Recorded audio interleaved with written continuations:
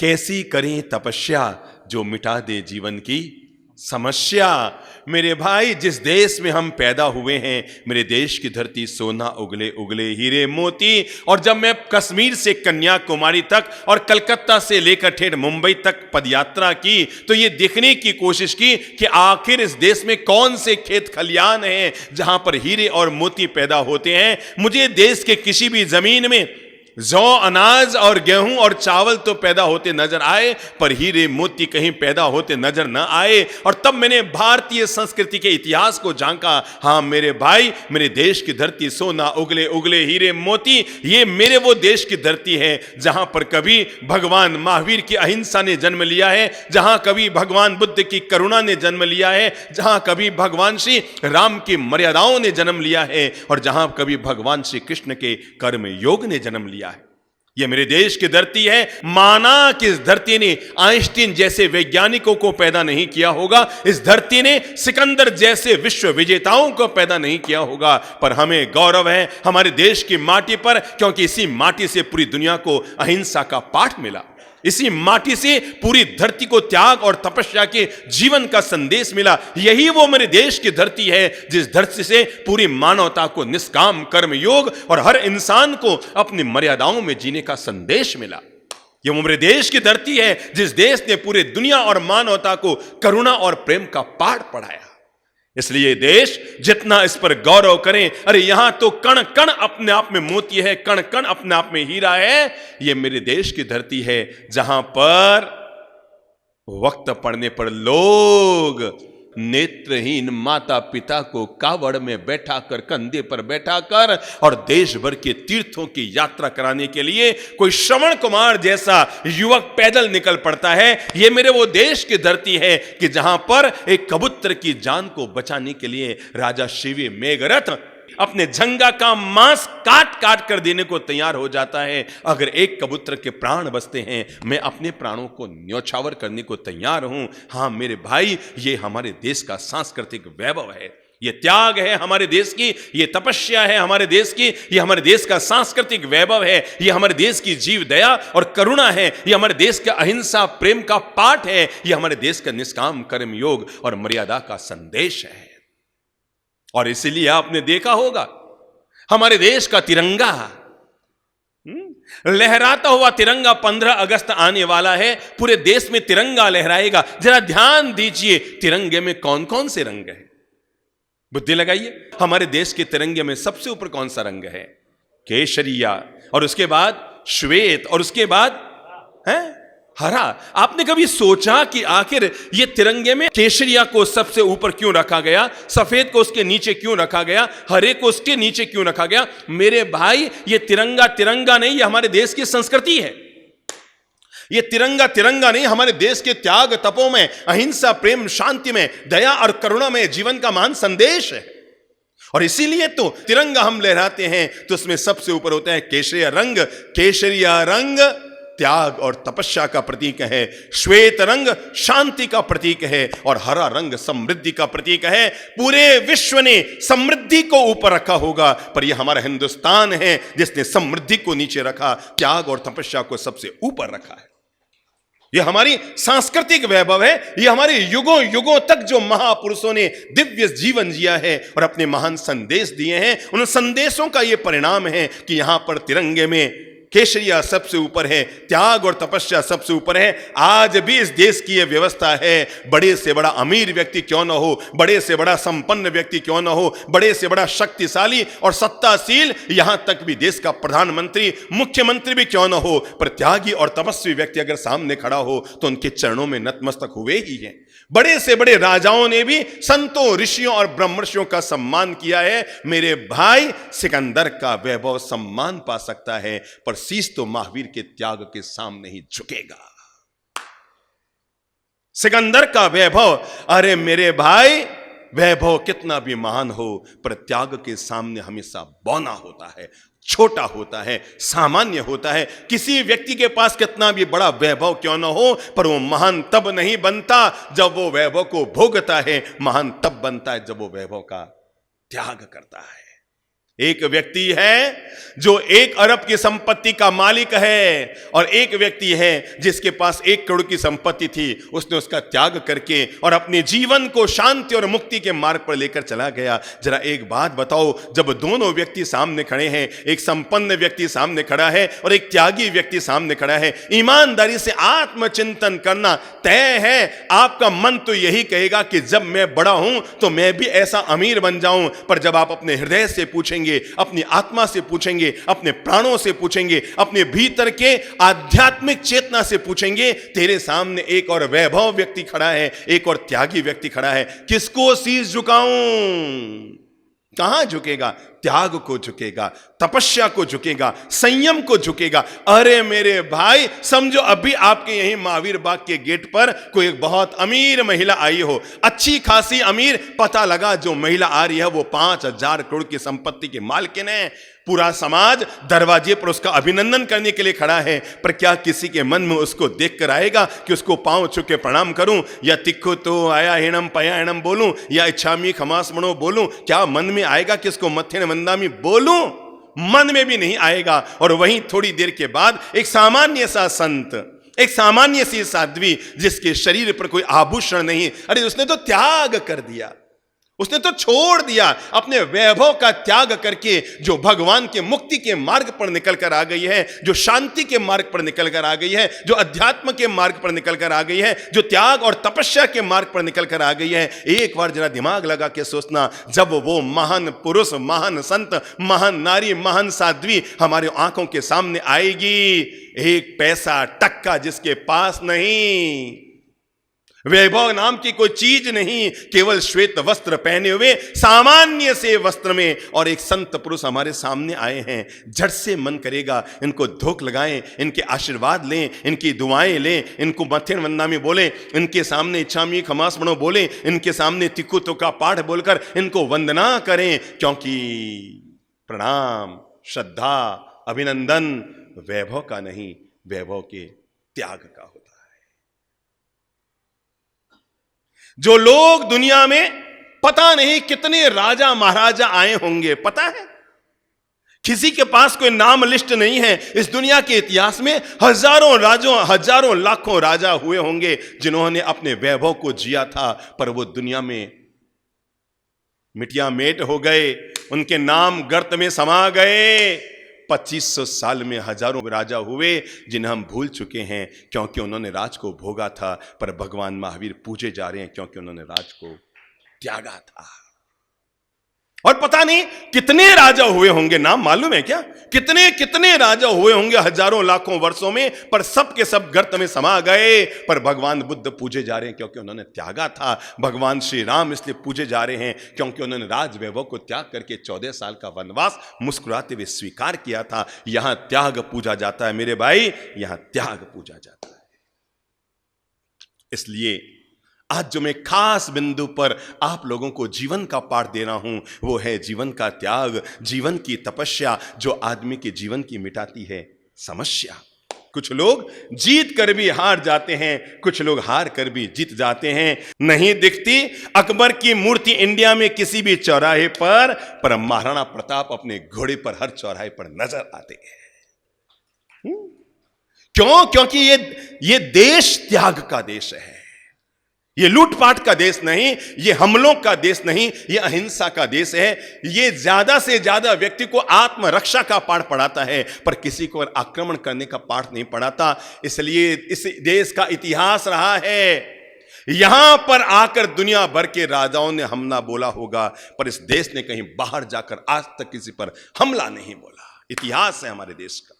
आज तक यहां के किसी के राजा ने जाकर, दुनिया का कोई देश नहीं कह सकता कि हिंदुस्तान के लोगों ने आकर हमारे यहां आक्रमण किया, कि हिंदुस्तान के राजाओं ने आकर हमारे यहां आक्रमण किया। बाहर के लोगों ने आकर इस देश पर आक्रमण किया होगा, पर यह देश कहीं भी आक्रमण करने नहीं गया, क्योंकि यह देश अहिंसा में विश्वास रखता है, यह देश भाईचारे में विश्वास रखता है। हम लोग प्रेम और शांति में विश्वास रखते हैं, हम एक दूसरे के साथ सौहार्द में जीवन जीने में विश्वास रखते हैं, हम एक दूसरे के सुख दुख के काम बनने के सौभाग्य बनते हैं। अरे हम तो शत्रु के साथ भी मित्रता का भाव रख सकते हैं। जो हमारे प्रति दुश्मनी रखता हो, हम तो उसके लिए भी अपने प्रेम भरे हाथ आगे बढ़ा सकते हैं। जिसने हमारे जीवन में कांटे बोए हों, हम वो बड़े दिल के लोग हैं जो उनके हाथों में भी फूल थमा सकते हैं। ये हमारे देश का वैभव है। ये जो त्याग तपों में जीवन है ना, ये देश का वैभव है, ये हमारे देश का कोहिनूर है। अरे मेरे भाई, कोई दूसरे देश के लोग आकर हमारे कोहिनूर को तो चुरा कर ले जा सकते हैं, पर हमारे देश के बच्चे बच्चे में जो त्याग का कोहिनूर है, उसे दुनिया की कोई ताकत कभी चुरा नहीं सकती। ये केवल इसी देश के पास है। इसलिए इस देश को विश्व का आध्यात्मिक गुरु कहा जाता है। इसीलिए इस देश को विश्व का आध्यात्मिक गुरु कहा जाता है। मैं आज जो बात उठा रहा हूं वो त्याग और तपोमय जीवन की बात उठा रहा हूं, और मैं अनुरोध करना चाहूंगा हर किसी व्यक्ति को अपने जीवन में त्याग और तपोमय जीवन को जीना चाहिए। अपने जीवन का एक भाग करना चाहिए कि मैं इतने वर्ष शिक्षा दीक्षा के लिए लगाऊंगा, इतने वर्ष संसार धनोपार्जन व्यवहार व्यवस्थाओं के लिए लगाऊंगा, लेकिन अपने जीवन का अंतिम चरण किसी भी व्यक्ति को परिवार में कैसा रहना चाहिए, अगर ये सीखना है तो भगवान श्री राम से सीखो। किसी भी व्यक्ति को संसार में कैसे रहना चाहिए, अगर ये सीखना है तो इसकी निपुणता भगवान श्री कृष्ण से सीखो। पर किसी भी व्यक्ति को अपने मुक्ति की व्यवस्था कैसी करनी चाहिए, अगर ये सीखना है तो पूरी दुनिया में एकमात्र भगवान महावीर इसके आदर्श हैं, जिनसे सीखो कि व्यक्ति किस तरह अपनी आत्म उत्थान की व्यवस्था करते हुए, आत्म प्रगति की व्यवस्था करते हुए, अपनी आत्म मुक्ति की व्यवस्था करते हुए किस तरह निर्वाण तक अपने कदम बढ़ाता है। मुक्ति की अगर यशोगाथाएं सीखनी है तो भगवान श्री महावीर से सीखो। आओ हम अपने अपने जीवन को थोड़ा सा तपस्या से जोड़ते हैं। हम लोगों ने तपस्या और त्याग का मतलब केवल एक लाइन का लगा रखा है। आज इसके तपस्या है क्योंकि आज इसके उपवास है। हमने तपस्या का मतलब केवल एक लाइन में जुड़ रखा है। उपवास तपस्या है, बेला तपस्या है, तेला तपस्या है, एकत और व्रत करना तपस्या है, एक समय भोजन करना तपस्या है, 28 उपवास करना तपस्या है, 15 उपवास करना तपस्या है, मासिकक्षमण करना तपस्या है। पर मैं आज आपको जीवन के वे मंत्र देना चाहता हूं जिससे हम पूरे जीवन को, तब भी जब हमारे उपवास नहीं है तब भी हमारा जीवन तपोमय हो सकता है। उस दिन जिस दिन हमारे कोई तेला झमेला नहीं है, उस दिन भी हम अपने आप को उपवास में ला सकते हैं। मेरे भाई, जीवन का एक पक्ष है जो आदमी को कहता है करो तेला, और दूसरा पक्ष है जो कहता है उससे पहले मिटाओ जीवन का झमेला। त्याग और तपमय जीवन जीने के लिए भगवान ने हमें पहला मंत्र दिया है, और वह है इच्छा निरोधस तपः। क्या है? इच्छा निरोधस तपः। जब व्यक्ति अपनी इच्छाओं पर, अपनी कामनाओं पर, अपनी तृष्णाओं पर, अपनी वासनाओं पर नियंत्रण करना शुरू कर देता है, ब्रेक लगाना शुरू कर देता है, अपने अनुशासन में लेना शुरू कर देता है, तब व्यक्ति के जीवन में तपस्या घटित होनी शुरू हो जाती है। इच्छा निरोधस तपः, अपनी इच्छाओं पर नियंत्रण करना, क्योंकि आदमी की इच्छाएं बेलगाम होती है। आदमी की इच्छाएं बेलगाम होती है। यह मत सोचना कि आपको लगता है मैं इतने रुपये कमा लूं फिर शांति हो जाएगी। इतने कमाने के बाद एक काम करना, आज अपने घर की छत पर जाना और जाकर आसमान को देखना, आसमान के छोर को देखना, तो पता लगेगा आसमान का छोर कितना दूर नजर आता है। लगभग बुद्धि लगाओ, कितना दूर नजर आता है। ऐसा लगता है मैं 3-4 किलोमीटर चलूंगा और आसमान का छोर आ जाएगा, लगता है ना। जब भी हम आसमान को यूं देखते हैं, घर की छत पर जाकर घर की खिड़की में से देखते हैं और सड़क पर चलते हुए देखते हैं, तो ऐसा लगता है आसमान कितना दूर। अरे ये छोर नजर आ रहा है, 5 मील दूर होगा, वहां जाएंगे तब तक आसमान खत्म, लगता है ना। पर हम 5 मील दूर चलकर गए, क्या आसमान का समापन हुआ? नहीं। वहां फिर लगता है 5 मील और दूर है, लेकिन वहां 5 मील और गए तब क्या हुआ? समापन होता है, लगता है 5 मील और दूर है। इसलिए भगवान श्री महावीर ने कहा है इच्छा हु आगास समा अनंतिया। क्या कहा है? भगवान श्री महावीर ने मानवता के नाम अपना जो दिव्य संदेश दिया है, आम इंसान के कल्याण के लिए और धरती पर प्रेम और शांति की स्थापना करने के लिए, व्यक्ति के जीवन को त्याग और तपोमय बनाने के लिए, इच्छाओं पर निरोध, इच्छाओं पर नियंत्रण करने के लिए भगवान श्री महावीर ने हमें दिव्य पाठ पढ़ाया है। इच्छा हु आगास समा अनंतिया। रे जीव, तू कौन सी इच्छा की पूर्ति करता है? अरे पहली मरी दूजी ले आया, दूजी मरी तीजी ले आया, तीजी मरी चौथी लाएगा। सोच एक दिन तू खुद मरेगा तब क्या होगा। तो हे जीव, तू अपनी आत्मा की व्यवस्था कर, तू केवल शरीर के भोगों में जीता रह गया, मन की इच्छाओं की पूर्ति करने लग गया, भीतर की तृष्णाओं के मकर जाल में उलझा रह गया, मन के वासनाओं के दलदल में तू फंसा रह गया। जीव जरा सोच तो अपनी मुक्ति की व्यवस्था कब करेगा? अपनी आत्म कल्याण की व्यवस्था कब करेगा? अपने जीवन को त्याग और तप के मार्ग पर कब लाएगा? कब अपने जीवन को ऐसा लाएगा कि जब तू धन्य धन्य हो जाएगा? भगवान कहते हैं, इच्छा हूं आगास समा अनंतिया। आदमी सोचता है ये 2 प्लॉट और खरीद लूं बस, पर मैं आपको फिर बता दूं, जब वो 2 प्लॉट आ जाते हैं तो फिर आदमी के मन में आता है एक और ले लूं, एक और ले लूं, थोड़े से एक जमीन और खरीद लूं, थोड़ा सोना और खरीद लूं, थोड़ा रुपये और इकट्ठे कर लूं, थोड़ा संसार को और जी लूं। सोचता है बस 50 साल का हो जाऊंगा ना, फिर किसी संत महाराज के पास जाकर संयम में जीवन, त्याग में जीवन जीने का संकल्प ले लूंगा। लेकिन 50 का होता है तब मन और आगे जाता है, अच्छा 5 साल और 55 साल में ले लूंगा। 55 का होता है तो सोचता है अच्छा 60 साल का होगा तब ले लूंगा। 60 का होता है तब क्या होता है? बाल धौड़े हो जाते हैं पर मन फिर भी काला का काला ही रह जाता है। और जब तक व्यक्ति अपनी अंतर शुद्धि के लिए अपने कदम नहीं बढ़ाता है, त्याग और तप के लिए अपने मन को तैयार नहीं करता है, तब तक वो दुनिया को जीता रहता है। थोड़े और धन संग्रह कर लूं, थोड़ा और जमीन इकट्ठी कर लूं, थोड़ा और सोना चांदी, थोड़ा और बैंक बैलेंस। 20 साल पहले और आज में आप अगर अपने आप को तौलेंगे तो आप पाएंगे आपने क्या पाया, क्या खोया। आपके सामने पाने के नाम पर इतनी सी चीजें आएंगी। एक बार मूल्यांकन करो, आपने 20 साल में क्या पाया। आपको लगेगा तब मेरे पास एक छोटा सा मकान था, मैं कहीं मुरसली गली में कहीं रहता था, अब मेरे पास शहर की पॉश कॉलोनी में कहीं पर मेरे पास एक प्लॉट हो गया है, मैंने मकान बना लिया है। आप सोचेंगे 20 साल पहले मेरे पास क्या था? एक छोटी सी दुकान थी सराफे में, आज मैंने बड़ा भारी अपना ज्वेलरी का शोरूम खोल लिया है। 20 साल पहले मेरे पास क्या था? हाँ, एक छोटी सी वो पुरानी वाली वो 30 साल पहले क्या थी? लूना थी। और 20 साल पहले एक्टिवा थी। और 10 साल पहले बाइक मोटरसाइकिल थी। आज मेरी उपलब्धि ये हो गई है कि मेरे पास 35 लाख की कार है। जिंदगी में जब भी आप उपलब्धियां अपने गिनते हैं, आपकी हर उपलब्धि भौतिक होती है। वो उपलब्धि जो आपके हाथ से एक दिन छूट जाने वाली है।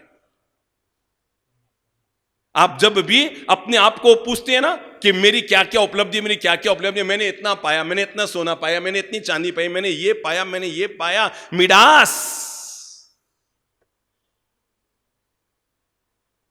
अंतहीन व्यक्ति की इच्छाएं कैसे चलती रहती है? जब मिडास उसके यहां एक ज्ञानी संत आए और मिडास की सेवाओं से खुश हुए तो उन्होंने मिडास से पूछा, बोल तू क्या चाहता है? मिडास ने कहा, मुझे केवल एक चीज चाहिए और वो ये है कि मैं दुनिया में जिसको छूं वो हर चीज सोने की हो जाए। मुझे सोने से बहुत प्रेम है।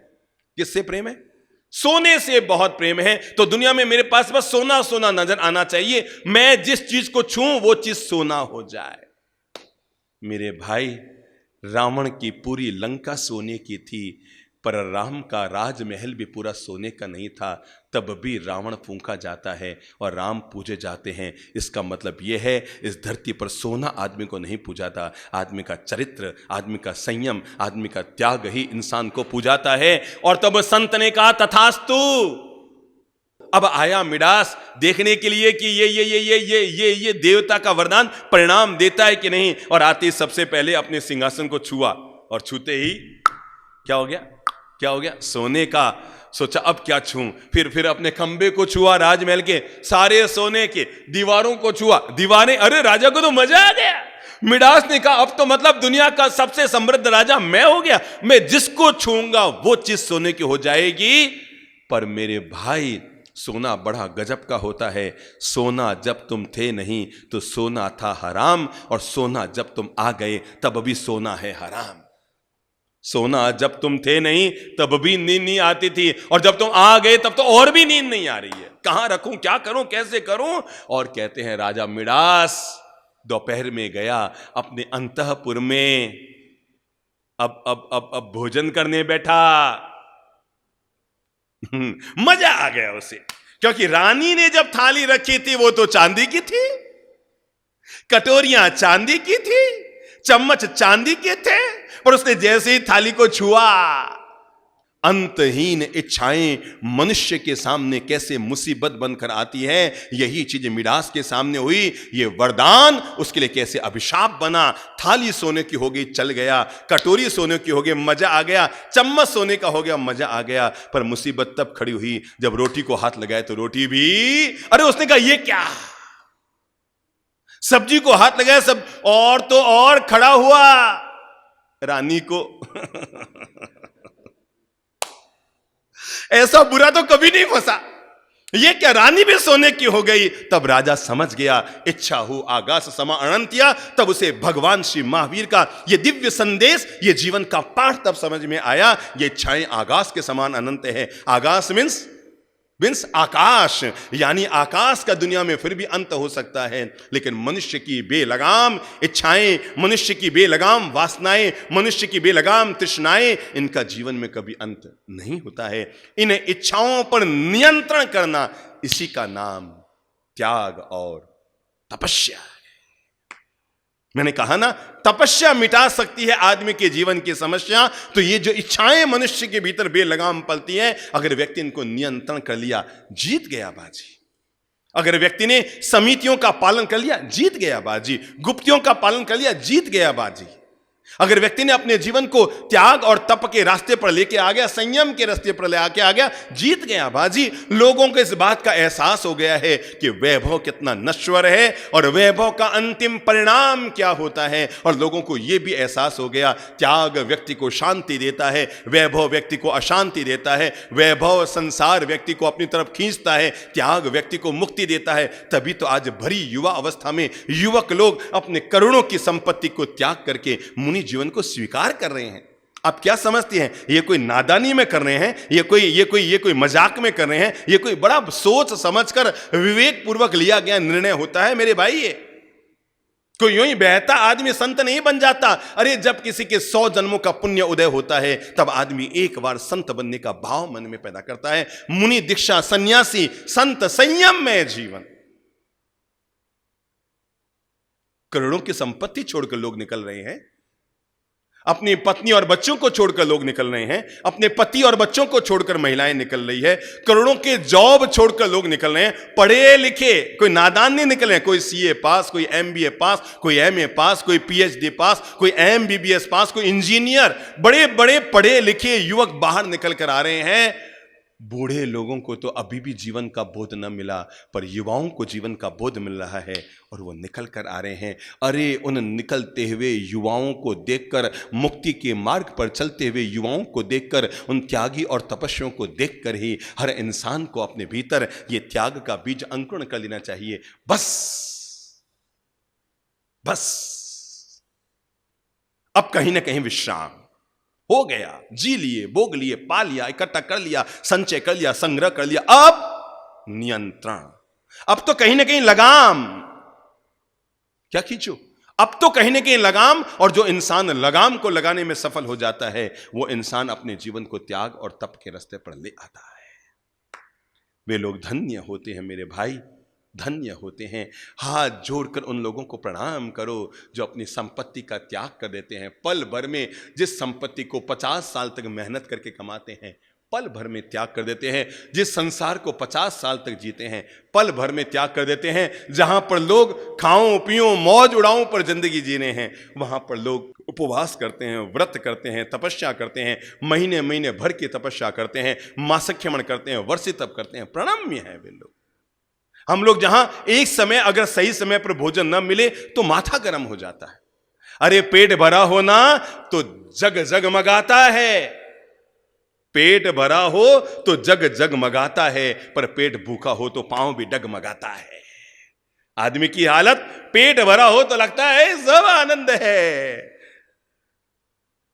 भूखे आदमी को पता होता है कि भूख का क्या महत्व होता है। जिसका पेट हमेशा भरा है उसको क्या पता, उसको दुनिया जगमगाती लगती है। मैंने इसीलिए कहा जिसका पेट भरा होता है ना, उसके लिए तो दुनिया जगमगा रही है, पर जिसका पेट खाली है उसके लिए तो दुनिया डगमगा रही है। इसलिए हर आदमी खाऊं पियूं। दुनिया में 2 तरह के लोग होते हैं। कुछ लोग होते हैं जो जीने के लिए खाते हैं। किसे कहेंगे आराधना, किसे कहेंगे विराधना, किसे कहेंगे साधना, किसे कहेंगे सन्यास। कुछ लोग होते हैं जो बोलो बोलो बोलो हैं जीने के लिए खाते हैं, और कुछ लोग होते हैं जो अरे खाओ पियो मजा लो रे, खाओ पियो मजा लो रे, कहीं भी जाएंगे हैं 5 मिठाइयां, ये भी खा लो वो भी खा लो वो भी खा लो वो भी खा लो।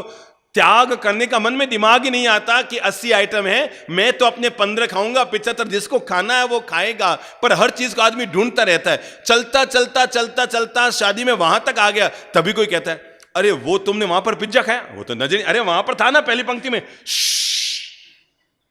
पेट भर गया है, कितने सारे आइटम खा गए, पर किसी ने फिर भी मन भावन आइटम बताया, व्यक्ति का मन घूम जाता है। हां मेरे भाई, 2 शब्द कह रहा हूं, एक है आवश्यकता, एक है आकांक्षा। आवश्यकता कभी अधूरी नहीं रहती, बोल लो, आवश्यकता कभी अधूरी नहीं रहती, और आकांक्षा कभी पूरी नहीं होती। आवश्यकता पेट के क्या है? 2 रोटी, कोई एक सब्जी, थोड़ा सा दूध, थोड़ा सा फ्रूट। क्या दुनिया में भगवान सबकी व्यवस्था नहीं कर रहा है? पर आकांक्षा क्या है? मेरे भोजन की थाली ऐसी सजी हो, 20 आइटम भी हो, मेरे ऐसे सम्मान से भोजन करूं, मैं उस होटल में जाके भोजन करूं, मैं वहां पर शादी ब्याह में जाके भोजन करूं। आकांक्षाओं का कोई अंत नहीं। आकांक्षाएं तो वो मकर जाल है जो जाला बनाती मकड़ी तो दूसरों को फंसाने के लिए है, पर दूसरा कोई फंसे या ना फंसे, पर मकड़ी पहले खुद फंसती है। और हमारा भी आकांक्षाओं का मकर जाल ऐसा है, आदमी फंसा रहता है, फंसा रहता है, फंसा रहता है, पर निकलने का नाम नहीं लेता है। प्रणाम है उन लोगों को, धन्य है वे लोग, युगों युगों से धन्य हैं। जब देखता हूं इस देश में छोटे छोटे बच्चों को सिद्धि तप की आराधना करते हुए, त्यागमय जीवन में जब देखते हैं छोटे छोटे बच्चों को वर्षी तप और उपधान की तपस्या करते हुए, आनंद आता है कि मेरे भाई, जिसके भीतर त्याग की मनोवृत्ति जग गई वो उम्र की इंतजारी नहीं करता। जिसके भीतर त्याग की सोच जग गई वो किसी के हाँ ना कहने की इंतजारी नहीं करता। जिसके भीतर त्याग के पथ पर चलने का संयम में सार कितना, क्यों नहीं मानते? बिना त्याग संयम के जीवन कहां है? तो इंसान क्यों नहीं समझ पाता जीवन में क्या सार है, लेकिन जिसको यह सार समझ में आ जाता है वो निकल पड़ता है। देखता हूं कई बार वर्धमान तप की ओली देखा है ना आपने, कितनी कितनी कितनी कितनी महान तपस्या होती है। 1 एम्बिल पारना, 2 एम्बिल पारना, 3 एम्बिल पारना, 4 एम्बिल पारना, 5 एम्बिल पारना। ललिता भाई साहब ने कहां तक की हुई है? 36, यानी 5 एम्बिल पारना, 6 एम्बिल पारना, 7 एम्बिल पारना। अब आप कल्पना करो, 1 से लेकर के 36 तक तो वो पहुंच गई, पर कल्पना करो 1 से लेकर के 100 तक हैं? वो पीछे वाले माता जी 48 वाले बैठे हैं। मैं जीवन का ये महान बोध देना चाहता हूं मेरे भाई, ये जो त्याग और तपस्या होती है ना, ये कोई शरीर के बल पे नहीं होती है, ये कोई धन के बल पर नहीं होती, ये कोई वैभव के बल पर नहीं होती, ये आदमी की महान त्याग की सोच के बलबूते होती है। थोड़ा सा सब्जी में लूण कम हो तो धूड़ गाल देते हैं। कहीं कहीं सब्जी बनाई है, कहीं कहीं कढ़ी बनाई है, कैसी दाल बनाई है, थोड़ी सी कोई चीज असंतुलन हो, थोड़ी हींग ज्यादा हो, या थोड़ी थोड़ी थोड़ी थोड़ी थोड़ी थोड़ी थोड़ी वो क्या नाम वो हल्दी ज्यादा पड़ गई हो, या थोड़ा नमक डालना भूल गए हो, बिना नमक के सब्जी को कितना असंतुलित होकर हम खाते हैं। याद में लो, खा तो रहे हैं, 4 लोग बीच में बैठे हैं, अब कैसे को यार लूण देख के आप थोड़ा शर्म भी आ रही है, कह भी नहीं पा रहे, हालांकि मन तो कर रहा है कोई तरह से इशारा कर दूं, मैं थोड़ा दही लाना ना, थोड़ा नमक लाना, इसी बहाने सब्जी में नमक डाल लूंगा। पर फिर भी वो जो बिना नमक के सब्जी के 2 कौर खाता है, इंसान का मन कितना असंतुलित, विचारधाराएं कितनी असंतुलित, चित्त की चेतनाओं में कितने उतार चढ़ाव चलते रहते हैं। प्रणाम करो ना जो लोग 1 एम्बिल पारना, 2 एम्बिल पारना, एम्बिल का मतलब 6 के 6 विघा का त्याग, न घी न दूध न तेल न मिठाई न शक्कर न और कुछ, केवल उबला हुआ अन्न। एम्बिल का मतलब क्या होता है? केवल उबला हुआ अन्न,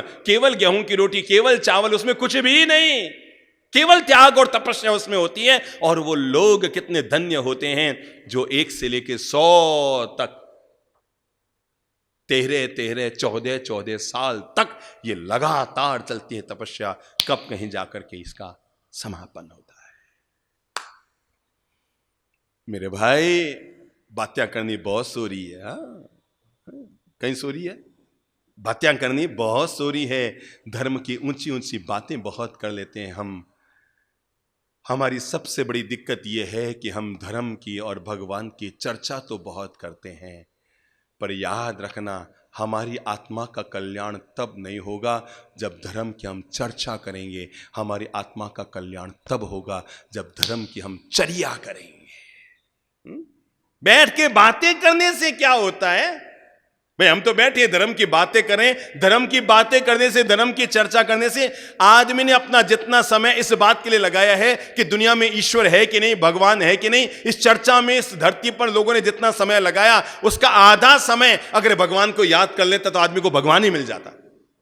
वो अपने पूरी जिंदगी इसमें लग, मैं नहीं मानता भगवान को, मैं नहीं मानता भगवान को। अरे भगवान को होता थोड़ी है, धर्म को होता थोड़ी है, तपस्या से कुछ होता थोड़ी है, त्याग से कुछ मिलता थोड़ी है, जियो ना, खाओ पियो मौज उड़ाओ, मैं नहीं मानता। आदमी इसी में अपनी पूरी जिंदगी पूरी कर देता है। मैंने कहा ना, धर्म चर्चा का विषय नहीं, धर्म क्या है? चर्या का विषय है। धर्म न तो पगड़ी है कि जब इच्छा हो तब पहनो और जब इच्छा हो तब उतार कर खूंटी पे टांग दो, न ही धर्म दमड़ी है कि जब इच्छा हो तो जेब में डालो और जब इच्छा हो तो उसका यूज करो। धर्म तो जीवन की चमड़ी है जो जन्म से मृत्यु तक इंसान के साथ रहनी चाहिए। क्या है?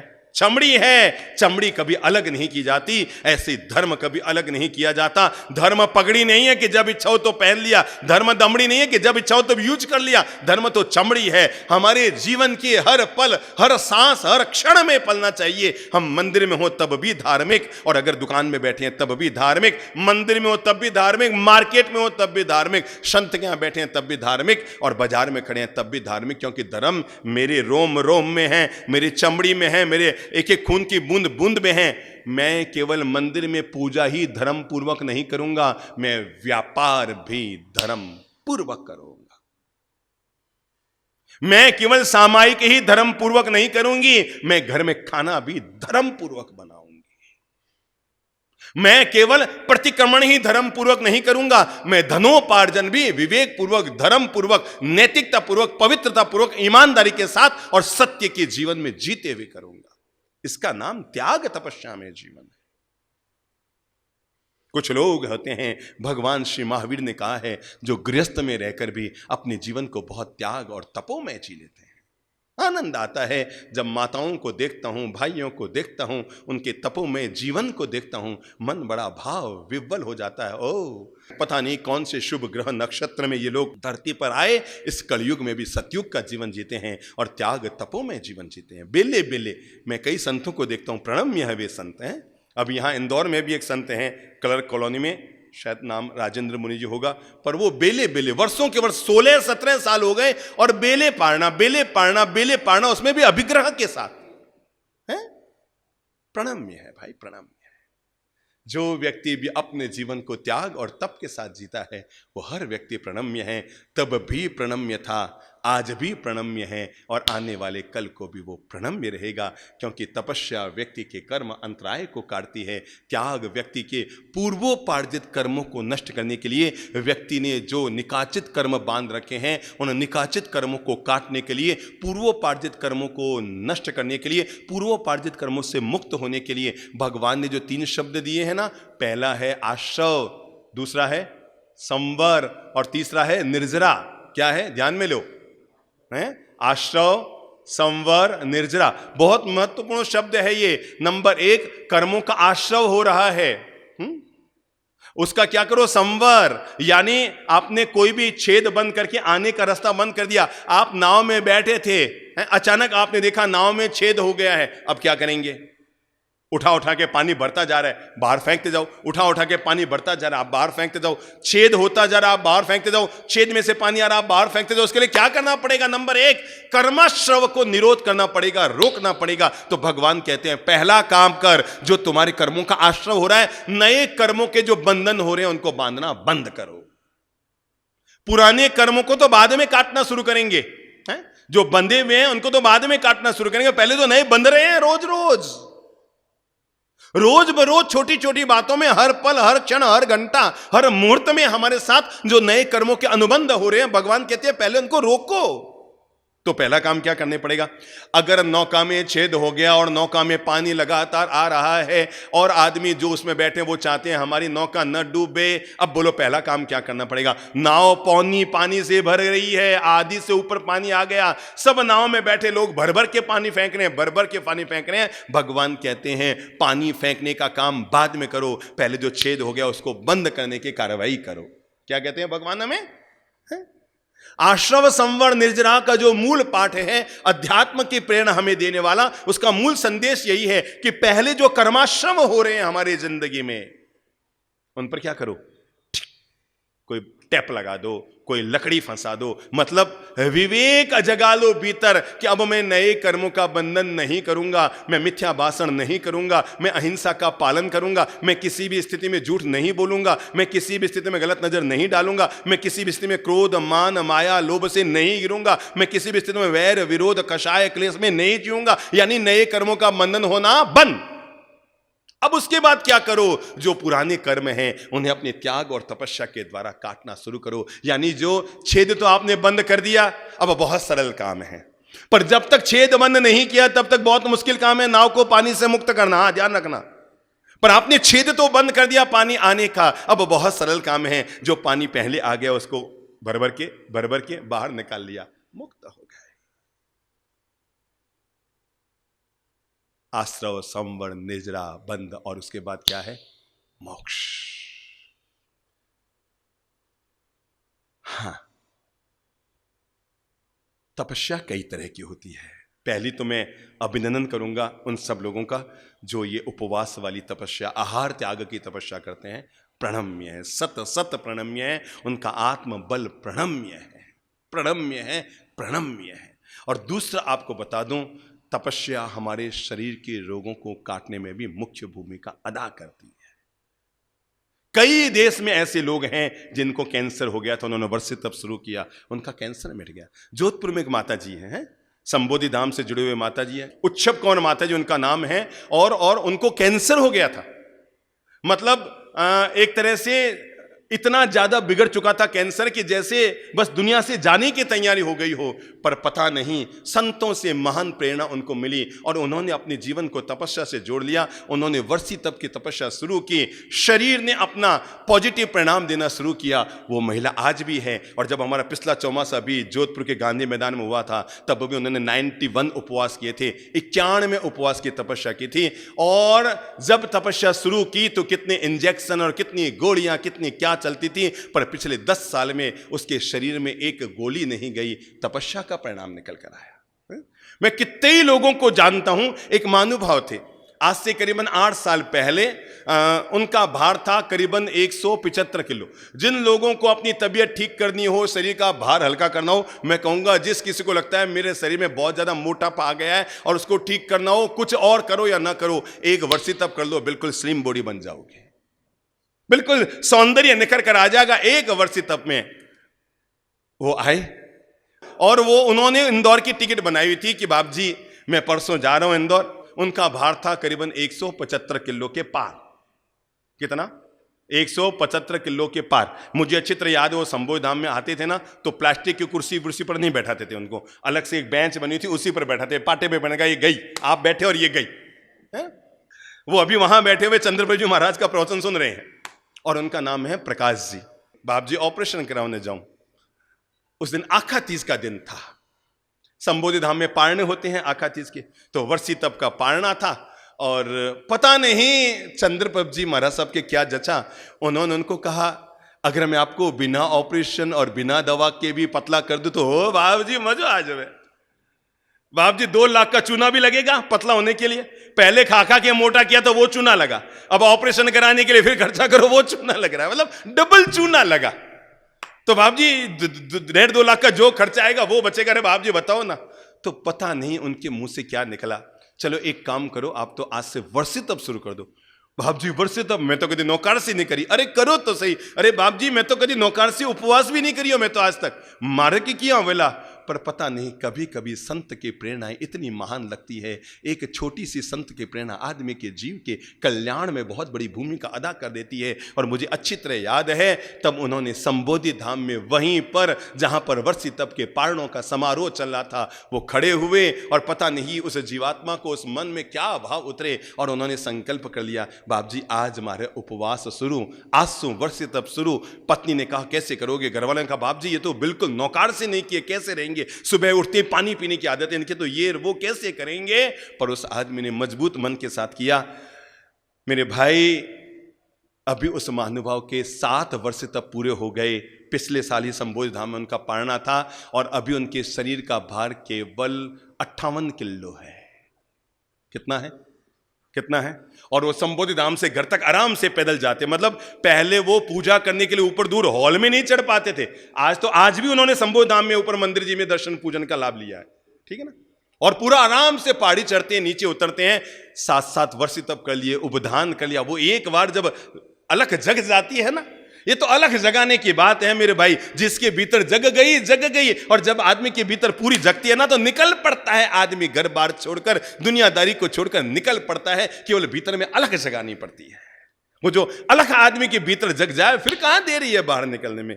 आप लोग जो सोचते हैं ना नहीं महाराज नहीं बढ़ी जाए, नहीं बाप जी महाराज नहीं बढ़ी जाए, कुछ कठिन काम नहीं है, बाएं हाथ का खेल है। बहुत सोरा जीवन है कह दूं, एक बार मन के देख लो। बहुत सोरा जीवन है, न माथा फोड़ी, न छाती कूटा, न टेंशन, न तेरी न मेरी, अपना आराम तो अपने में मस्त है। तभी तो उपाध्याय श्री देवचंद जी महाराज कहा करते थे, जगत में सदा सुखी मुनिराज, चक्रवर्ती ते अधिक सुखी जे मुनि चरित्र लीन। वो तो दुनिया का सबसे सुखी शहंशाह बन जाता है। और आज उनका वजन 60 किलो के कम हो गया।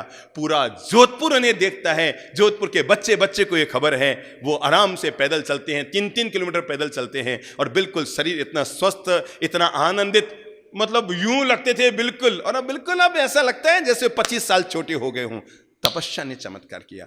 बालोतरा में मैं आपको बताऊं, शहर सुन रहा है हमें, बालोतरा में जब एक बार सामूहिक वर्षी तप के पारने हुए थे, सामूहिक वर्षी तप का आयोजन हुआ था और हम लोग उसका पारणा कराने के लिए बालोतरा गए।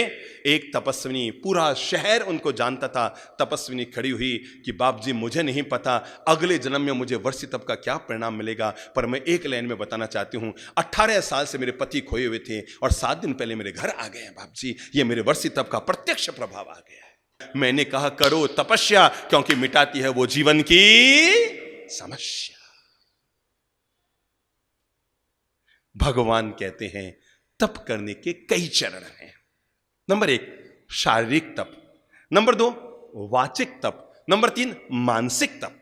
यथासंभव 15 दिन में एक उपवास या एक आंबिल या एकासन व्रत जरूर करना चाहिए। अगर संभव हो, जो लोग हमें सुन रहे हैं, मैं चाहूंगा अगर हो सके तो नौकारसी व्रत का पालन करो। नौकारसी का मतलब है सूर्योदय होने के 50 मिनट के बाद, 48 मिनट के बाद मुंह में कुछ डालना। संभव हो तो रात्रि भोजन का त्याग करो, क्योंकि अगर हम सूर्यास्त से लेकर सूर्योदय तक अपने मुंह में कुछ नहीं डालते हैं तो ऐसा करके 24 घंटे में 12 घंटा उपवास करने का सौभाग्य मिलता है, और महीने में 15 दिन तक उपवास करने का सौभाग्य मिलता है, और साल में बोलो बोलो बोलो बोलो 6 महीने तक उपवास करने का सौभाग्य मिल जाता है। जो व्यक्ति सूर्यास्त से लेकर सूर्योदय तक अपने उदर में, अपने पेट में, पूरा दिन काफी है खाने पीने के लिए, पूरा दिन हमारे पास काफी होता है भोजन करने के लिए, खाने पीने के लिए, कुछ नहीं करना पड़ता, केवल आदमी को अपने मन को समझाना पड़ता है। हमारे यहां तो हजारों लोग ऐसे हैं जो जन्मजात जैन नहीं होंगे, पर उन्होंने अपने यहां रात्रि भोजन का त्याग किया हुआ है। जब हमारे गुरुदेव नहीं खाते तो हम कैसे खाएंगे? हजारों लोग ऐसे जो हमसे जुड़े हुए हैं और जन्मजात जैन, पर उनको पता है कि इसका त्याग करने का क्या लाभ है। देश में कई फिल्म जगत की बड़ी हस्तियां हैं जो रात्रि भोजन का सेवन नहीं करती हैं, उनके फिटनेस का यह राज है। शायद अक्षय कुमार भी रात्रि भोजन नहीं करते। देश में कई बड़ी बड़ी फिल्म हस्तियां हैं जो रात्रि भोजन नहीं करते। उनको पता है रात को हजम करने का समय होना चाहिए, पेट को खाने का समय नहीं होना चाहिए। भगवान कहते हैं छोटी छोटी आराधना कर लो भाई। महात्मा गांधी तो सब लोगों को प्रेरणा देते थे कि स्वस्थ जीवन का मालिक बनने के लिए महीने में एक उपवास जरूर कीजिए। वो खुद भी करते थे और सबको ये प्रेरणा देते थे कि अगर स्वस्थ शरीर का मालिक बनना है तो महीने में एक उपवास जरूर करो ताकि शरीर पूरी तरह से स्वस्थ हो जाए। इंसान को केवल खुद को समझाना पड़ता है बस। तो भगवान कहते हैं शारीरिक तप पहला क्या है, व्रत उपवास कर लो। दूसरा क्या है, तन मन को हमेशा पवित्र रखो, नैतिक जीवन जीऊंगा। अगर आपसे रोज रोज तो आदमी उपवास नहीं कर सकता ना, जैसे रोज रोज तो आदमी रसगुल्ले नहीं खा सकता पर मीठे वचन तो बोल सकता है ना, ऐसे ही रोज रोज आदमी उपवास नहीं कर सकता पर अपने जीवन को निर्मलता के साथ तो जी सकता है ना, पवित्रता के साथ तो जी सकता है ना, सदाचरण के साथ तो जी सकता है ना, संयम के साथ तो जी सकता है ना। ये तो इंसान अपने मन को समझा के काम कर सकता है ना। भूख को नहीं रोक सकते पर बाकी चीजों को तो आदमी ठीक कर सकता है ना, परफेक्ट बना सकता है ना अपनी जिंदगी में। तो मैं नियंत्रण करता हूं अपने आप पर और वो है अब मैं निर्मल और पवित्र जीवन का मालिक रहूंगा। भगवान कहते हैं शारीरिक तप में 30 चरण हैं और वो है जहां तक संभव हो शील व्रत का पालन करो। इससे हमारी आत्मशक्ति भी जगती है, इससे हमारी इंद्रियां भी संयम में आती है। तो भगवान कहते हैं हर व्यक्ति को जहां तक संभव हो शील व्रत का पालन करना चाहिए। और अंतिम बात कही गई है वो है ज्ञानी जनों का सम्मान करना चाहिए, संतों का सम्मान करना चाहिए, गुरुजनों का सम्मान करना चाहिए। ये सम्मान करना, ये विनय विवेक करना, ये अदब करना। जैसे गुरु महाराज आए, हम खड़े होकर उनके सामने गए, सम्मानपूर्वक मंच पर लेकर आए, ये तपस्या है। हमारे पिताजी बाहर गए हुए थे, वे घर में आए, आप टीवी देख रहे हैं, आराम से बैठे हैं, बहू भी बैठी है, पत्नी भी बैठी है। वो बेचारा दिन भर से मेहनत करता करता घर में आया है और घर में आते ही आके थैला रखता है, देखता है पत्नी भी टीवी पर, बच्चे मोबाइल पर, बेटियां उस पर क्या नाम वो व्हाट्सअप और उस पर। आदमी सोचता है मैं दुकान में आया हूं कि घर में आया हूं, दोनों एक ही तो बराबर है। घर में पापा जी आए हैं, सब लोग खड़े हो, उनका अभिवादन करो, पधारो पापा जी। मैं तो कहूँगा जितने बच्चे मुझे सुन रहे हैं वे अपने जीवन की आदत डाल ले। अगर पापा जी दादाजी बाहर गए हैं, जब वो घर में आए तो अपने सोफे पे मत बैठे रहो, रूम में मत बैठे रहो, मोबाइल हाथ में ले मत बैठे रहो, टीवी के सामने मत बैठे रहो, खड़े हो। ये तपाचरण है, ये विनय और विवेक का तपाचरण है। तब भगवान कहते हैं दरवाजे पर जाओ, पिताजी का अभिवादन करो, पधारो पापा जी, हम आपकी इंतजारी कर रहे थे। उनके हाथ में जो थैला, पर्स, बैग है, सूटकेस है, वो अपने हाथ में लीजिए, अंदर लाकर उनको सम्मानपूर्वक बैठाइए और 2 मिनट के बाद एक गिलास जल लाकर उनके हाथ में दीजिए, पापा जी जल पीजिए, अब अपने काम में लग जाइए। ये है बड़ों का अभिवादन। ये भगवान कहते हैं ये बड़ों का, ज्ञानी जनों का, वयोवृद्ध लोगों का किया गया अभिवादन, ये हमारा तपाचरण है। विनय विवेक आदर अदब ये तपाचरण है। छोटा संत अगर बड़े संत को विनय विवेक पूर्वक वंदन करता है तो गुरुजनों को प्रणाम करना, उनका विनय आदर अदब करना, उनको विधि सहित वंदन करना, श्रद्धा भाव पूर्वक प्रणाम करना, ये प्रणाम हमारे जीवन के परिणामों को बदल देता है, हमारे आत्मा के परिणामों को, हमारे भव के परिणामों को बदल देता है। तो भगवान कहते हैं ज्ञानी जनों का, गुरुजनों का, वृद्ध जनों का, बड़े जनों का, घर के अभिभावकों का अभिनंदन करो, उनका अभिवादन करो, उनका सम्मान करो। ये भी तुम्हारी तपस्या का एक चरण है। अगर सासू मां मंदिर गई थी, वापस लौट कर आई है, तो आप बैठे मत रहो, खड़े होकर पधारो मम्मी जी, आपका स्वागत है। आप नहीं जानते आपका अभिवादन सामने वाले के मन को कितना सुकून देता है। अरे भाई आप आए, वो गए, वो आए, आप गए और घर वाले पीछे ठूंठ की तरह बैठे रह गए, तो मतलब क्या हुआ? भगवान कहते हैं दूसरी तपस्या का चरण है और वो है वाचिक। वाचिक का मतलब होता है अपने वचनों का इस तरह से उपयोग करो, कभी भी ऐसी भाषा का उपयोग मत करो जो दूसरों के दिलों को ठेस पहुंचाए, जो किसी के मन को दुखी करे। यह तपस्या का आचरण है। अदब पूर्वक शालीनता के साथ भाषा समिति का पालन करते हुए बोलना, यह क्या है? तपस्या का आचरण है। भगवान कहते हैं इस तपस्या का आचरण करो और तप त्याग पूर्वक अपनी भाषा का उपयोग करते ध्यान रखो। जब भी बोलो तो विवेक पूर्वक बोलो। भगवान कहते हैं ऐसे वचन मत बोलो जो दूसरे के दिल को दुखाए। और नंबर 2, सत्यवादी रहो। सत्यवादी रहना, सत्य प्रिय रहना, सत्य वचन बोलना, यह भी तपस्या का एक आचरण है।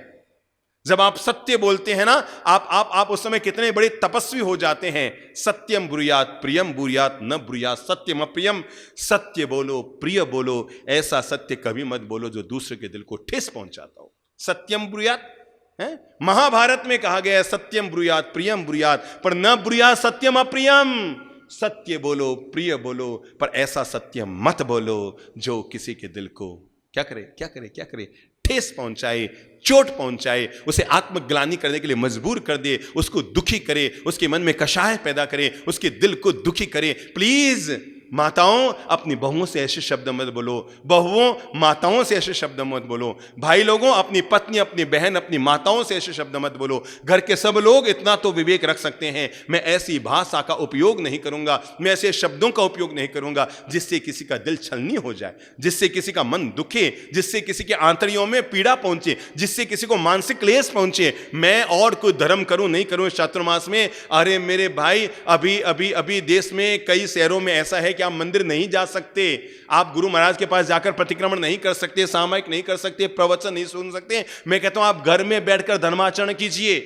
इस चातुर्मास को नए तरह का चातुर्मास बनाइए, घर में रह के धर्माचरण कीजिए। मैं चलो पहला धर्म करूंगा, मैं अपने इन 4 महीनों में, 5 महीनों में ऐसे शब्द, भाषा, वाणी, व्यवहार का उपयोग नहीं करूंगा जिससे दूसरे के मन को पीड़ा पहुंचे। मैं इन 4 महीनों में एक बार भी अपनी बहू की आंख में आंसू नहीं आने दूंगी, उसके मन को भारी नहीं होने दूंगी, उसके मन में कषाय पैदा नहीं होने दूंगी। मैं विवेक रखूंगी। मैं मंदिर नहीं जा पा रही हूं, पूजा नहीं कर पा रही हूं, पर मैं स्मार विवेक रखूंगी कि मैं अपने दादा दादी और सास ससुर का भरपूर सम्मान करूंगी, उनकी पूजा को भगवान की पूजा मानकर उनके साथ सद्व्यवहार करूंगी। हम ये तो धर्माचरण घर में कर सकते हैं ना, लॉकडाउन में भी कर सकते हैं ना, जब हमें घर से बाहर निकलने की संडे को छूट ना हो तब भी हम ये तो धर्माचरण कर ही सकते हैं। हाँ मैं मंदिर न जा पाई, हाँ मैं पूजा नहीं कर पाई, हाँ मैं आज थानक भी नहीं जा पाई, हाँ आज मैं गुरु महाराज का प्रवचन सुनने नहीं जा पाई, पर मैं फिर भी अपने जीवन को आज धर्म में जीऊंगी और मैं बड़े बुजुर्गों के मन को ठेस नहीं पहुंचाऊंगी, उनके मन को पीड़ा। ऐसा कोई वचन, ऐसा कोई व्यवहार, ऐसा कोई बोलचाल, ऐसा कोई कर्म, ऐसी कोई क्रिया नहीं करूंगी जिससे उनके मन को पीड़ा पहुंचे। मैं इस धर्म का आचरण करूंगी। भगवान कहते हैं यह वाचिक तप है। क्या है यह? हम अपने वचनों के द्वारा, वचने का दरिद्रता, अरे यार बोलने में काहे के गरीब रहते हो, सम्मान से बोलो, अदब से बोलो, दूसरों के दिलों में आपके लिए जगह बने ऐसी भाषा का उपयोग करो। जो जैसा है वो वैसा है, पर आप अपनी भाषा हमेशा प्रोत्साहन की रखो। सब मेरी बहू बहुत अच्छी है, मेरा बेटा बहुत अच्छा है, हमारे दादाजी बहुत अच्छे हैं, मेरी सासू मां बहुत अच्छी है। ये वचन, ये वाणी, ये व्यवहार आपके संबंधों में मिठास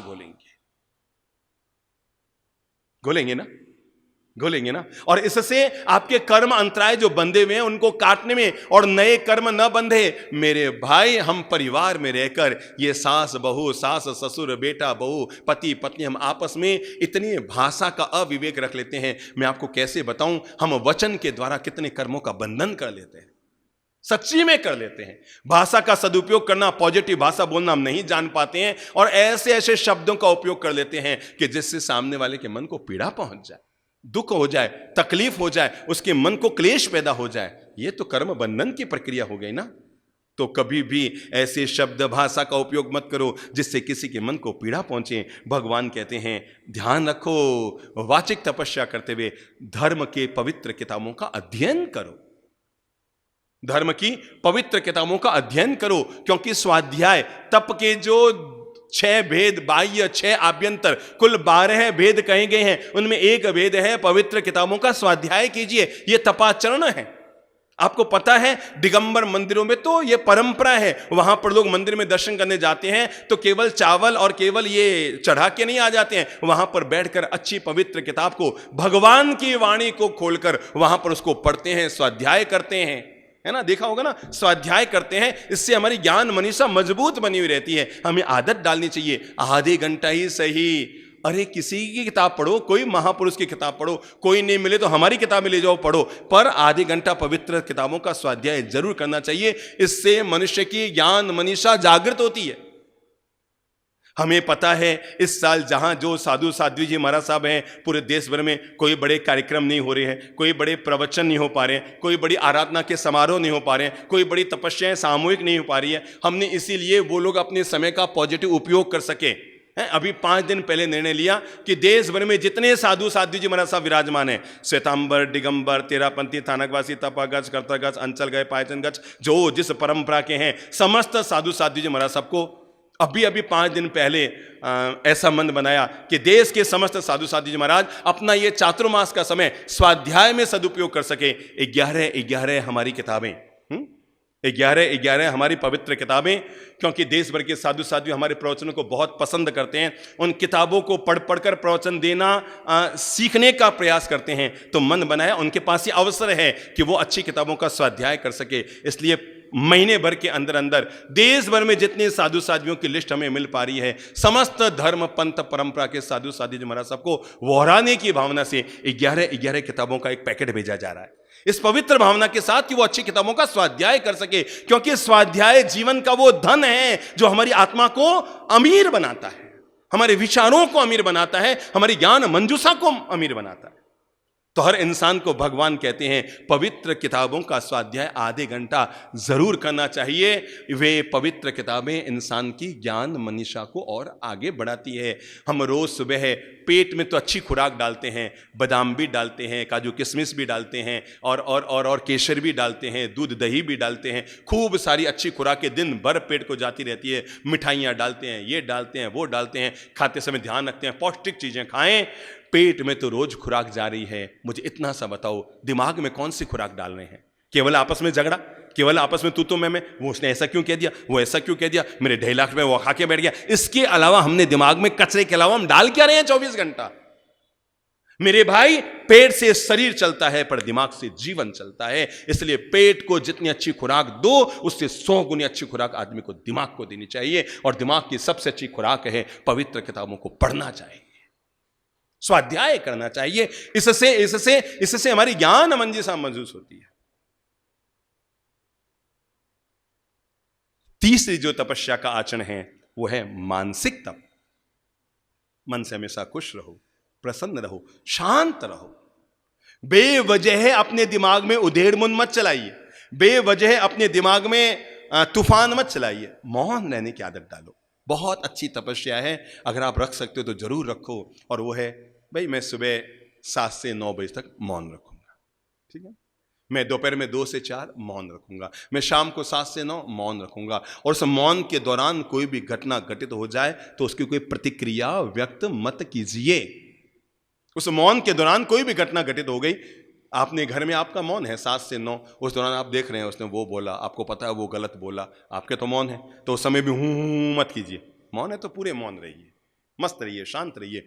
न तो क्रिया कीजिए और न ही क्रिया की प्रतिक्रिया कीजिए। जब मौन है तो पूर्णतया शांत हो गए जो घर में घटित हो रहा है। और मौन खुलने के बाद ये मत सोचो उन 2 घंटे में बस अब ये 9 बजने वाला, अब मैं इसको बताता हूं, 9:15 तो बज गए, बस 10 मिनट की और देर फिर मैं इसको बता। ना ना ना ना ना, मौन खुलने के बाद ना कोई क्रिया ना कोई प्रतिक्रिया। उन 2 घंटा के दौरान कोई भी घटना क्यों नहीं घटित हो गई, हो गई सो हो गई। आपको पता है चंद्रप्रभु जी महाराज का एक नियम है, करीबन न करते 35 साल से उन्होंने नियम पाला और आज तक कभी नहीं तोड़ा। और वो है सूर्यास्त होते ही मौन लेते हैं और अगले दिन नौकारसी के आते के साथ साथ वो मौन खोलते हैं, सूर्योदय के बाद अपना मौन खोलते हैं। मजा है उनकी जिंदगी में। मेरे माता फोड़ी ज्यादा है, उनके कम है, उनको कोई लेन देन ही नहीं है। मेरे तो मौन हो गया भाई, अब वो जाने उनकी माया, मैं तो अपना मस्त हो गया। सूर्य अस्त महाराज मस्त है, उन्होंने तो अपना नियम बना रखा, वो बहुत ज्यादा मस्ती में जीते हैं। सच्ची बताऊं, उनको कोई उनको लेन देन नहीं है किसी के साथी कुटा सिरपच्ची माता पोड़ी व्यवस्था कुछ दिमाग में है नहीं। मैं तो अपनी मस्ती में जीता हूं भाई, ललित प्रभु जी जाने। और इतना अच्छा उन्होंने ले रखा है, 35 साल हो गए, आज तक कभी नहीं टूटा। एक भी अवसर नहीं आया जब उनको ये मौन खोलना पड़ा होगा। पर मुझे पता है किसी भी व्यक्ति की साधना में जीवन जीने के लिए 3 चरण होना बहुत जरूरी है। नंबर 1 एकांत, नंबर 2 मौन, नंबर 3 ध्यान। जब ये तीनों चरण इंसान को सधते हैं तब आदमी साधना पर अपने कदम बढ़ा पाता है। पहला क्या है? एकांत, शांति। दूसरा क्या है? ध्यान। और तीसरा क्या है? आपको पता है भगवान श्री महावीर ने जो अपनी 5 महाप्रतिज्ञाएं स्वीकार की थी चातुर्मास के दौरान, जब उनको स्थान परिवर्तन करना पड़ा था, चातुर्मास के दौरान जब गुरुकुल उनको चातुर्मास के अंत में छोड़ना पड़ा था, तब उस गुरुकुल से प्रस्थान करते समय भगवान महावीर ने जो 5 महाप्रतिज्ञाएं ली थी, उनमें एक प्रतिज्ञा ये भी थी कि जब तक मुझे परम ज्ञान नहीं मिल जाएगा मैं आजीवन मौन रखूंगा। क्योंकि उनको समझ में आ गया कि वाणी का उपयोग करते ही क्रियाएं प्रतिक्रियाएं शुरू होगी और क्रिया प्रतिक्रिया होते ही मन की दशाएं प्रभावित होने शुरू हो जाएगी। तो इसके लिए जरूरी है पहले वाणी को मौन बोलना। अगर चांदी है तो चुप रहना, सोना है।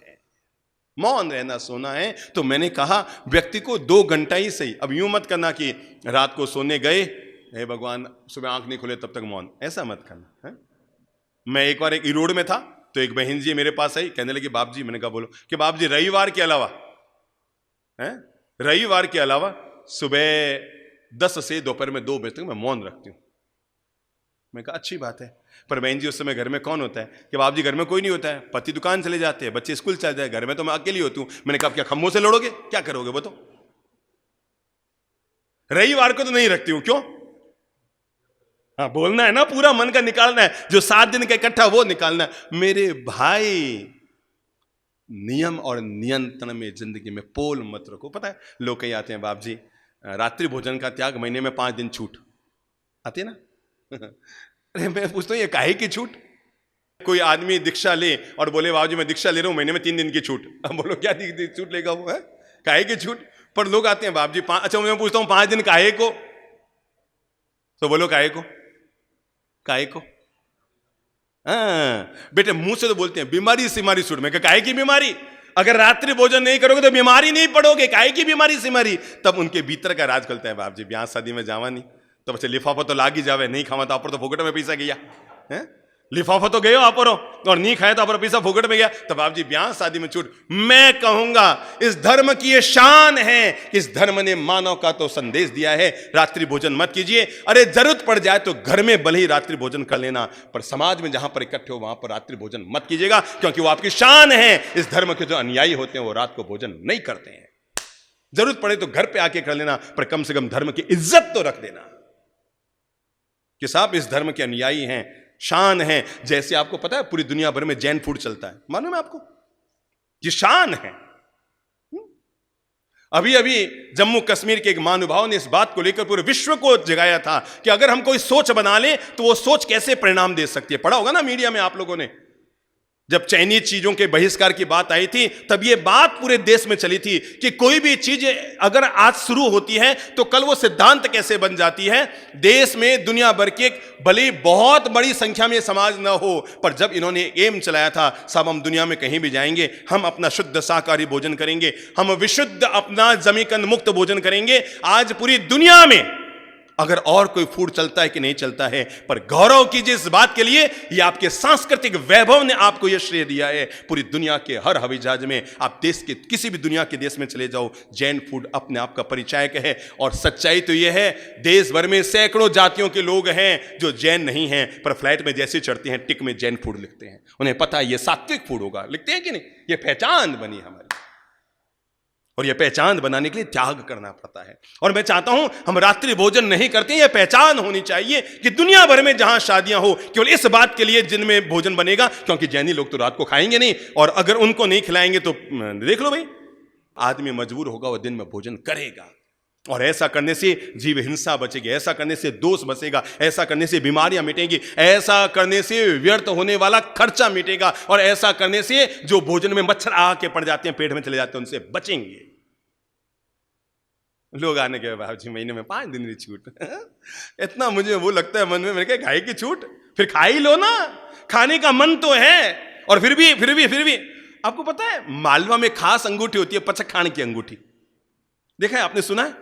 मैं पहले जब आया था ना 27 साल पहले, जब यहाँ चौमासा था, तब तो मुझे याद है यहाँ एक अंगूठी चलती थी, पुरुष महिलाएं पहनती थी, उसका नाम होता था पचखान की अंगूठी। देखा है आपने, सुना हुआ तो होगा ना? वो एक विशेष अंगुली में रहती थी पचखान की अंगूठी। भाई अभी ये अंगूठी पहनी हुई है तो फिर उस समय खाना पीना नहीं करते हैं। तो एक भाई साहब किसी घर पर गए हुए थे और वो सामने गरम गरम कचौली और वो जलेबी और गरम गरम चाय और नाश्ता सब ला करके प्लेट में चटनी वटनी रखी, पर जैसी थाली रखी तो उस महिला की नज़र गई उनके वो पचखान की अंगूठी पहनी हुई थी। उन्होंने कहा भाई साहब सॉरी है, वो वापस ले जाने गए, आप ध्यान नहीं रहा, आपके पचखान की अंगूठी पहनी हुई है, अभी तो आप खा नहीं पाएंगे। उसने कहा नहीं टाइम हो गया, मैं निकाल ही रहा था, फटाफट ला, मैं तो निकाल ही रहा था ये अंगूठी को, तू पहले ले आई और मैं पहले निकाल नहीं पाया, मेरे तो समय हो गया, पचखान पूरे हो गए, 1:30 बज गए ना।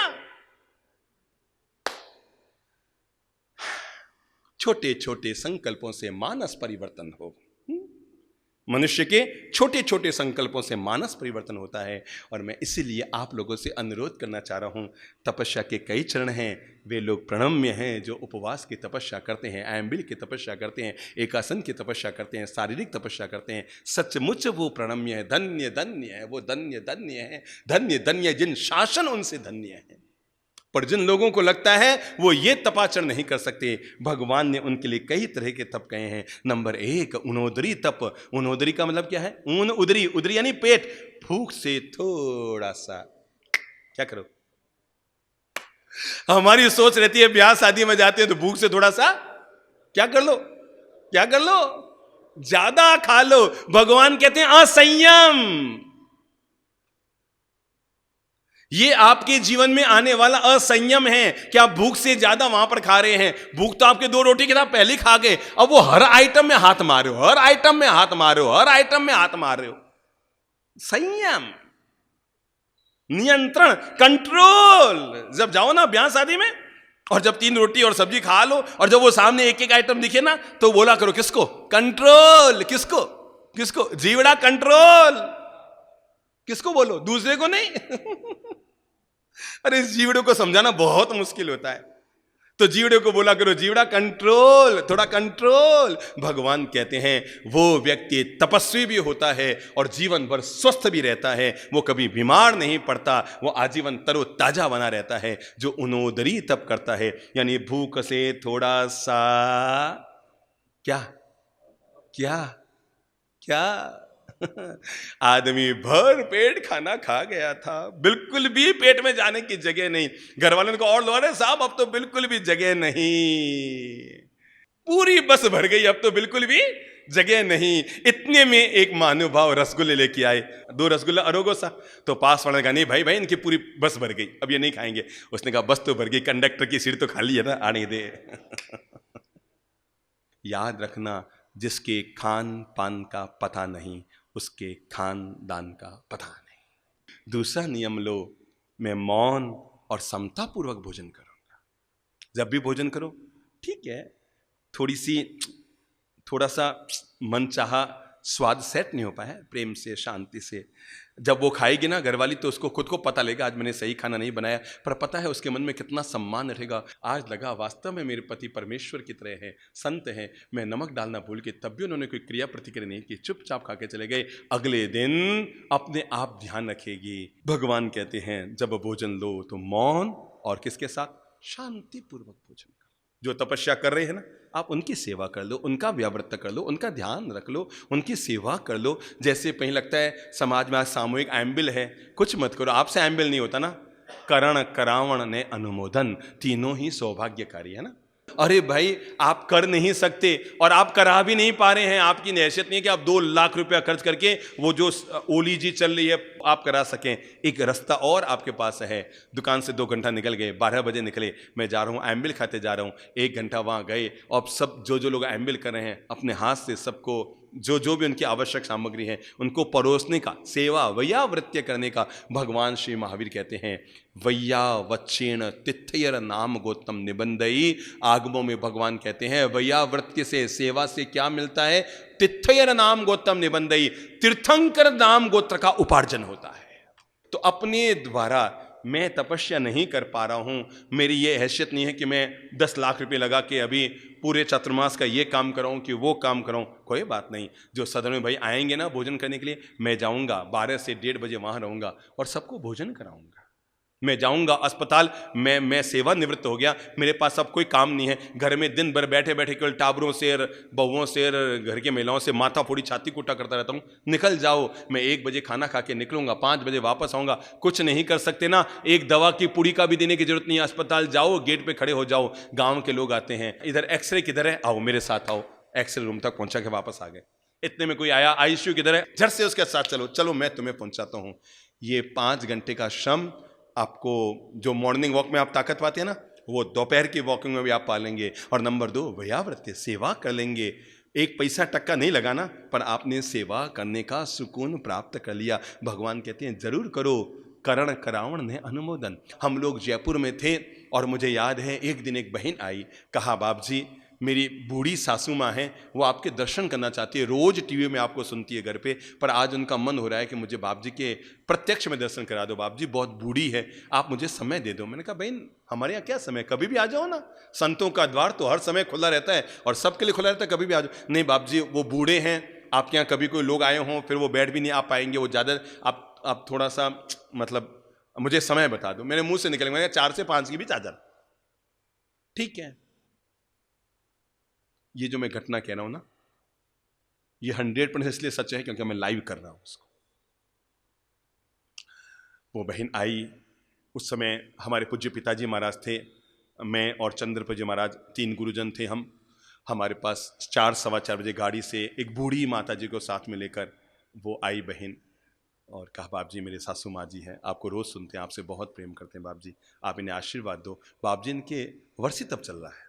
हमने कहा माता जी बहुत बहुत अनुमोदना, आप इतनी बूढ़ी दिख रही थी एकदम। मैंने कहा बूढ़ापे में, तो उस बहू ने कहा बाप जी आप इतना ही मत समझिए, इनके 28वां वर्षी तप है। क्या है? परसों यहां पर एक बहन आई थी जिनके 30वां मासिक श्रवण चल रहा था, है? यहीं इंदौर में रहते हैं, माँ बेटे और परिवार के लोग आए थे परसों यहाँ पर महावीर बाग में, उनके 29 मासिक श्रवण पहले कर चुके हैं। अरे ये जिन शासने में बहुत हीरे छिपे हैं मेरे भाई, बहुत हीरे छिपे हैं, कई कोहिनूर हीरे छिपे हैं यहाँ पर। कबाब जी इनके 28वां वर्ष तप है। अब आप सोच सकते हैं ना हमारे मन में क्या हुआ होगा। हम दोनों भाई जो बैठे थे हम खड़े हो गए, हमने कहा माता जी अभिनंदन अभिनंदन अभिनंदन, एक तो आप वयोवृद्ध वर्षी तप और उसमें भी 28वां वर्षी तप। जब हमने खड़े होकर माता जी के लिए 2 अच्छे शब्द बोले तो उस माता जी ने हमें वापस कहा बाप जी आपको अभिनंदन करना है तो मेरा मत करो, मेरे इस बहू का अभिनंदन करो। मैंने कहा माता जी मतलब कि बाप जी मेरे 28 वर्ष तक में कितने क्या हुए मुझे नहीं पता, ये मेरी बहू 28 साल में आज तक एक बार भी अपने पीहर नहीं गई है। केवल इस बात के लिए नहीं जाती है कि आज मम्मी जी के उपवास है, अगर मैं चली गई तो घर का काम इनको करना पड़ेगा, और पारने के लिए इसलिए नहीं चाहती है अगर मैं चली गई तो मम्मी के पारना, दोपहर का उत्तर पारना, शाम का उत्तर पारने की व्यवस्था कौन करेगी। बाप जी आप तपस्विनी माँ हैं, मैंने आपकी सेवा को ही अपने जीवन का व्रत तपस्या और आचरण बना रखा है। बाप जी मेरे क्या वर्षी तप है, असली वर्षी तप तो इस बहू ने की है। बाप जी बहू ने की है। भगवान करे सबके घर में ऐसी बहुएं आए, सबके घर में ईश्वर ऐसी बहुएं दें जो अपने माँ बाप सास ससुर दादा सास ससुर के बूढ़ापे को इस तरह धन्य करती है।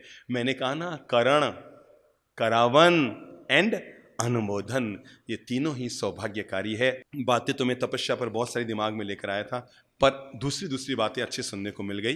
पर्युषण में अपन फिर तपस्या पर अच्छी बातें सुनेंगे। अपन ये व्यवस्था करेंगे पर्युषण पर्व में पूरे देश और दुनिया भर के लोग घर पे बैठकर आराम से पर्युषण पर्व की आराधना कर सके, क्योंकि अभी जो देश में स्थिति चल रही है शायद ऐसा संभव न हो पाए कि लोग उपासनाओं में इकट्ठे हो जाएं या थानकों में इकट्ठे हो जाएं या सब मंदिर पहुंच जाएं, शायद ऐसी स्थिति न बन पाए। तो ऐसी व्यवस्था श्री जैन स्वतंबर खत्रगढ़ श्री संघ इंदौर के द्वारा की जा रही है कि रोज पर्युषण में सुबह 8:40 से 10 बजे तक यहाँ जो महावीर बाग में पर्युषण पर्व के प्रवचन होंगे वो लाइव होंगे, और अर्यंत चैनल एंड फेसबुक और यूट्यूब पर दुनिया और देश भर में बैठे हुए समस्त लोग अपने घर पर बैठकर पर्युषण के पहले दिन से लेकर अंतिम दिन तक सपनों को उतारना, पर्युषण के प्रवचन, कल्पसूत्र के प्रवचन, संवत्सरी का 1200 सूत्र, इन सभी चीज़ों को घर बैठे आप लोग सुन सकें। इसके लिए संघ के द्वारा चैनल पर भी, आर्यन चैनल पर भी एंड फेसबुक और यूट्यूब पर भी लाइव आप घर पर देश दुनिया भर के लोग देख सकें, ऐसी व्यवस्था संघ के द्वारा की जा रही है। इसके लिए संघ बहुत बहुत साधुवाद का पात्र है।